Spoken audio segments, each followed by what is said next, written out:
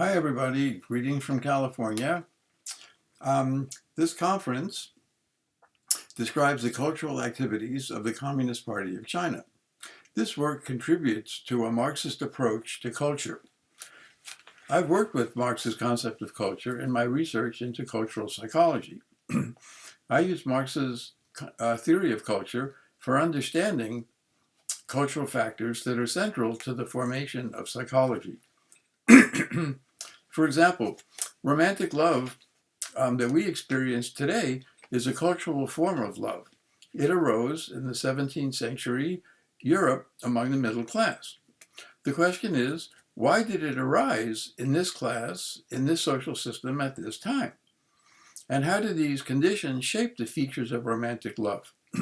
These are Marxist questions of culture that I apply to psychology. Today I would like to articulate the Marxist conception of culture that I use. I hope it will be useful to your work. Marxist culture has three elements. One is a specific form of culture. The second is a specific content to culture. And the third is a specific politics about culture. And these are organically and logically interrelated. So let's talk about the Marxist form of culture first. This means that cultural factors are arranged in a system that has a specific form. The Marxist form of culture differs from other theories. I've diagrammed the Marxist form of culture in this figure. You can see,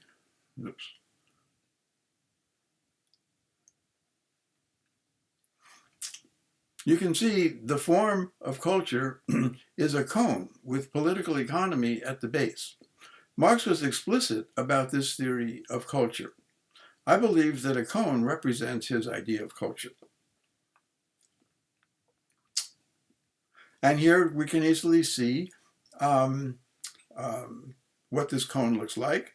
And just for comparison, let's look at a different form of culture, which is the form that anthropologists use. And I've illustrated it this way. So the comparison is that the anthropological form of culture is a circular form, but it does not have a base, and it does not have, it's not this conical form. And so the difference is that there's no core and no base to the system. There's no unifying element of the culture, such as political economy. And in the anthropological model, there's no central role for politics or economics. And it's not clear how the cultural factors arise in the anthropological model, because again, there is no base, there's no foundation. And it's also not clear how they change, because they're all just there in this system. So now that we've talked a little about the form of culture or the structure of culture, let's talk about the content. And I want to emphasize that the content of culture is determined by the form. Because, again, just look at it, the content of any particular cultural factor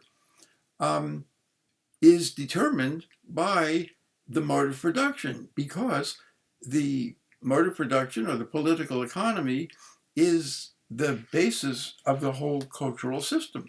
So, of course, that form makes the political economy determined, or primarily determined, of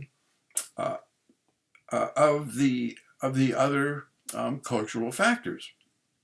And so, in order to comprehend education, we have to understand the importance of the other cultural factors, such as the family and possibly religion. Certain religions emphasize education more than others. And of course, in order to understand education, we have to understand the political economy. Education prepares people to participate in the political economy. So it must incorporate political economic practices into schools. And I'd like to ask you to do an interesting thought exercise.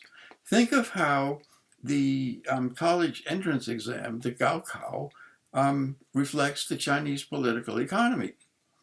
Think of specific features of Gaokao and see how they reflect corresponding features of the political economy.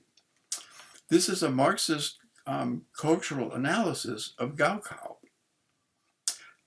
Now, because education embodies the political economic system, education is a window into the system. It's a lens for viewing the political economy and other factors. Education reveals what the political economy is like through its effects on education. Education is a metaphor for the political economy. And education also reveals the family through its effects on education. And I have depicted this in another figure, figure 3. And here you can see that the Gaokao is reversing the direction of figure 1, because the arrows are going from Gaokao to point to the other cultural factors. And so this is what I mean, that education, for example, is a window into the other cultural factors. Okay, so that Gaokao really has a dual function. On the one hand, it supports and reflects the other cultural factors. On the other hand, it reveals the other factors. And this means that a particular cultural factor is political, because on the one hand, it reflects the politics of the cultural system, and on the other hand, it reveals the other factors. And so this leads to the third element of the Marxist model of culture, which is its politics. And what I want to emphasize is that the politics have a dual role. On the one hand, they reflect and support the cultural system, but on the other hand, they can critique the political economy. And this is a dialectical formation, that the same factors that reflect the culture can also critique the culture. And let's use the example of Gaokao for that. On the one hand, we've seen that the test reflects the political economy and other cultural factors. But we can also see some negative effects of the Gaokao on students and on parents. Everybody knows that it's a very stressful event, and this is true psychologically, and it's also true socially and economically. We all know the stories of parents who rent a closet in an apartment near a good school in order to send their child to the school to prepare for the Gaokao. And these problems with the test reflect features of the political economy. And we saw this in figure 3, that the Gaokao exposes the characteristics of the other cultural elements. This means that the test is critical of the system, and we can use the test as a way to critique elements of the system and to improve them.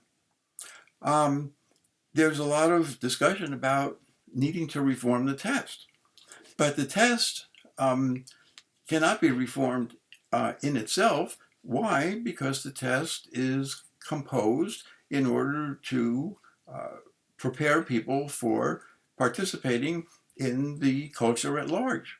So as long as the culture at large needs those characteristics which appear in the Gaokao, then of course people will develop those characteristics when they have to prepare for the test. So the Marxist approach to solving problems associated with a cultural factor require that we take a broader view of the cultural factor and we improve the surrounding cultural factors, such as the political economy. In other words, the Gaokao can be used as a way of humanizing the political economy in China. It can be used to call for reforms so that the political economy is not so competitive and it's not so stressful, and therefore it will not require students to be competitive and to be under stress in the educational process. So you can see how the politics of the Marxist politics of cultural factors have very progressive political effects to making the society better. And so now we've seen that the Marxist approach to culture starts with a canonical form of culture, with the political economy at the base, and that this canonical form leads to specific content of macrocultural factors, and that the political economic character of cultural factors makes those factors into a progressive element that can reform and improve the politics of the whole society. And this is the emancipatory nature of the Marxist conception of culture. So it's very interesting that a conception of culture, which seems to be very academic, actually is very practical and also very political.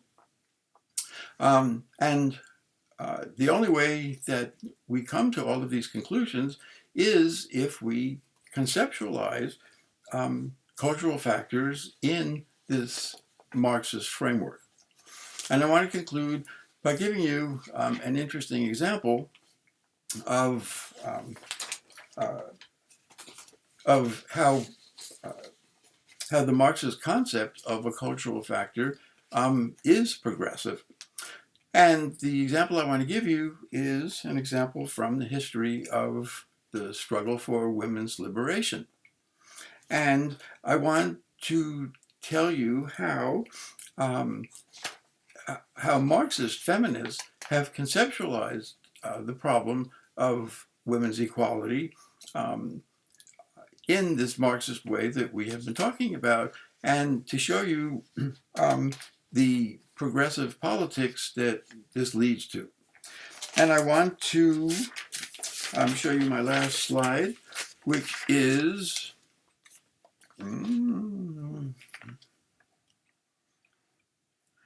a discussion of the founder of the German Communist Party, whose name was Clara Zetkin. And she was a colleague of Rosa Luxemburg. And she wrote a very interesting conception of women's liberation. And here's what she said. I'll try to do this so you can see it. Here. She says, bourgeois feminism and the movement of proletariat women are two fundamentally different social movements. And so she's conceptualizing feminism in Marxist terms. She says, bourgeois feminists pressed reforms through a struggle between the sexes and against the men of their own class, without questioning the very existence of capitalism. By contrast, working women, through a struggle of class against class, and in a joint fight with the men of their class, sought to transcend capitalism. So I think this is a very interesting example of how it's necessary to conceptualize a social issue such as women's status, women's position.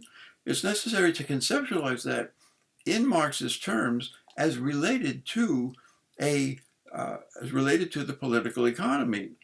Because once you do that, then you can say, well, then the solution to women's oppression is to change the political economy in ways that are more humanitarian and which provide for an equal social role of women.